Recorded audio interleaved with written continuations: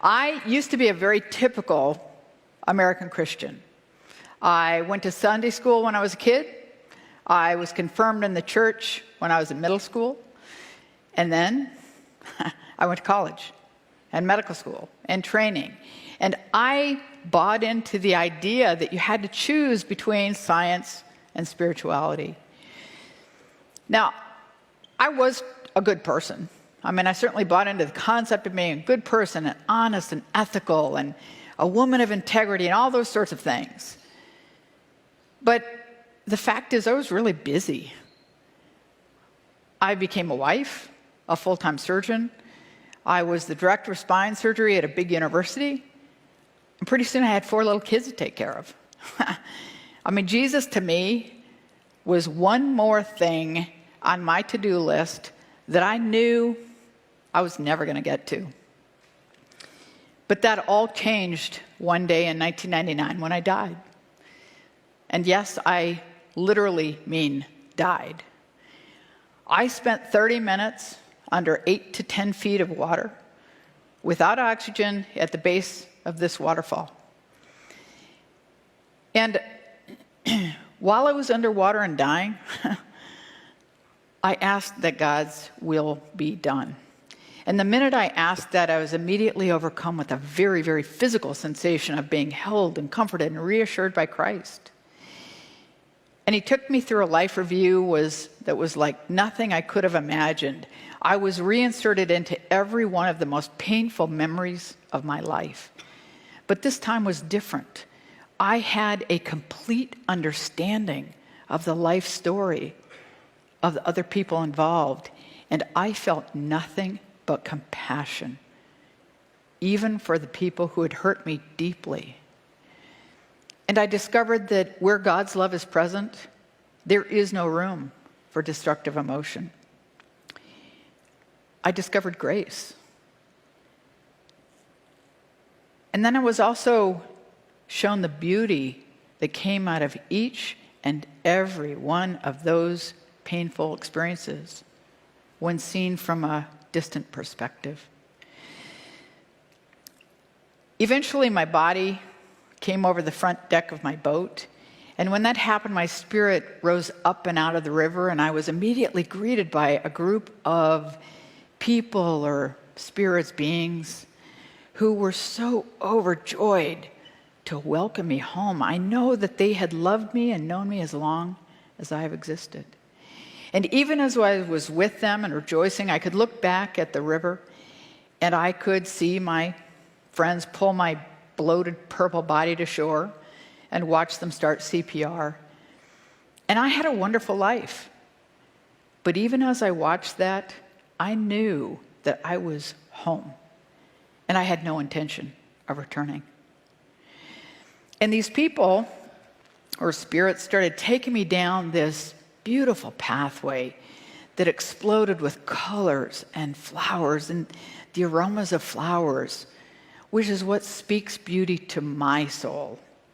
And I absolutely believe that God presents to each one of us the experience at the time of our death that does speak beauty to us, that lets us know that we are known and loved. And we finally got to the end of this pathway, and I was there for what felt like many, many hours. And during my time there, I had a complete understanding of the divine order of the universe. How it could possibly be true that there is a God that is real and present today, knows each and every one of the billions of us on this planet individually, loves each and every one of us as though we're the only ones, and has a plan for each and every one of us and for the world that's one of hope. And eventually I was told that it wasn't my time, that I had more work to do on earth, and that I would have to go back to my body. So I did what any reasonable person would do, and I said, I'm good, I can stay. But here I am, I got kicked out. But they took that opportunity to then give me this laundry list of work yet to be done. Everything on the list would be challenging, but certainly one of the most challenging Things on that list had to do with the coming and unexpected death of my oldest son. He was hit and killed by a car 10 years later. But at that time, he was only 9.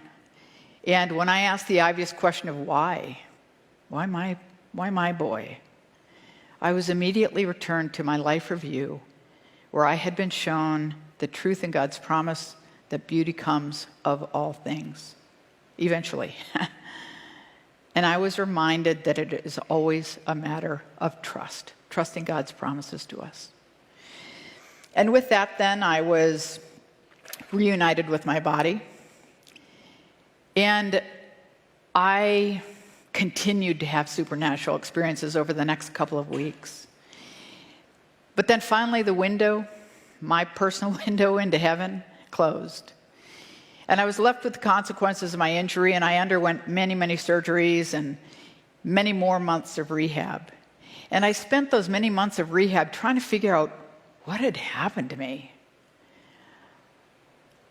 I researched extensively every possible explanation or excuse that anyone had ever mentioned.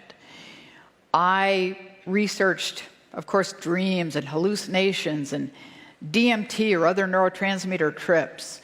Could it have been just the physiologic process of a dying brain? And at the end of many, many months of research, I had to conclude that mine had been a true and spiritual experience. And I discovered also that science and spirituality actually coexist very easily because they answer different questions. And I also discovered that I wasn't alone in this experience. Almost 20 million people in this country alone have had this sort of profoundly transformative experience.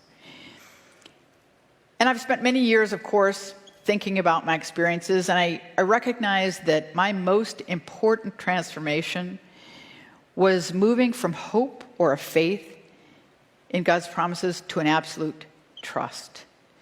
And I do not mean to discount the faith of the Bible, but faith in our culture is so often based on reading or other people's experiences, and it can certainly be strong, but it can just as easily be shaken or lost when challenged.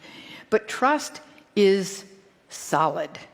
Trust is an active choice based on the presence of God and the experience of God's trustworthiness in one's own life. And I will tell you that trust for me is sort of faith in action.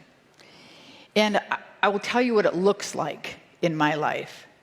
First of all, because of trust, I'm free. I am free from all bondage to my past. I don't feel guilt. I don't feel remorse, regret for anything I've done or not done. Because I trust that God knows me completely and knows my story, knows my failings.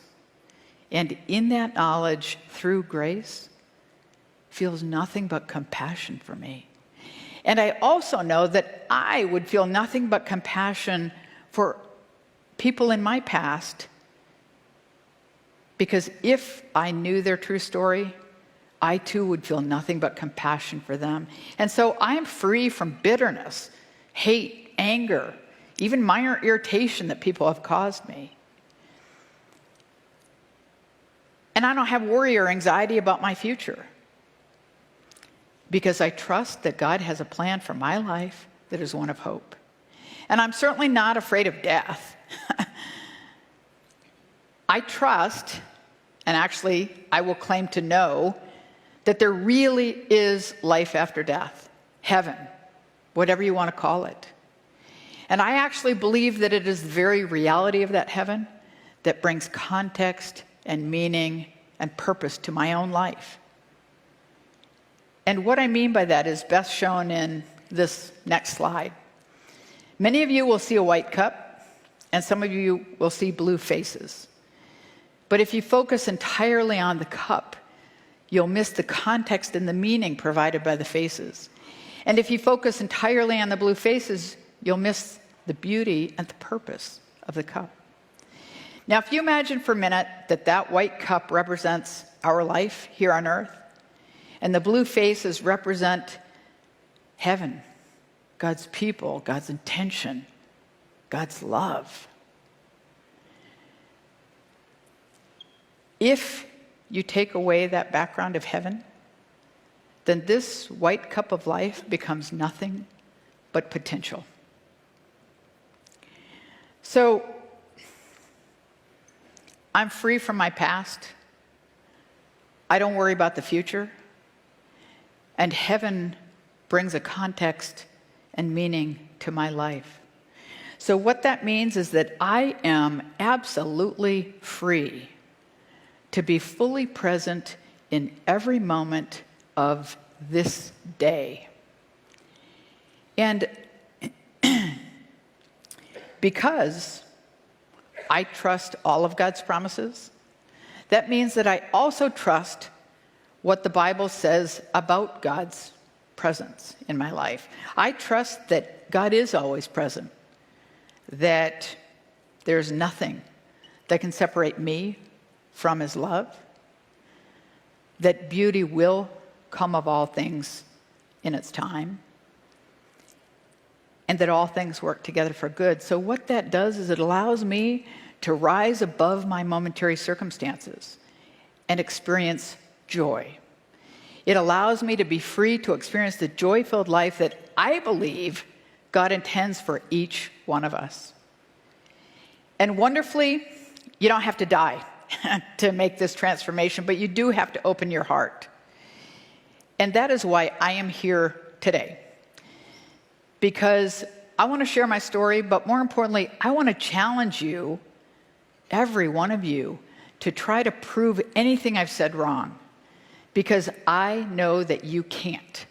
And I also know that in the process of trying, your lives will be transformed in ways that you cannot even begin to imagine. So thank you, and God bless you.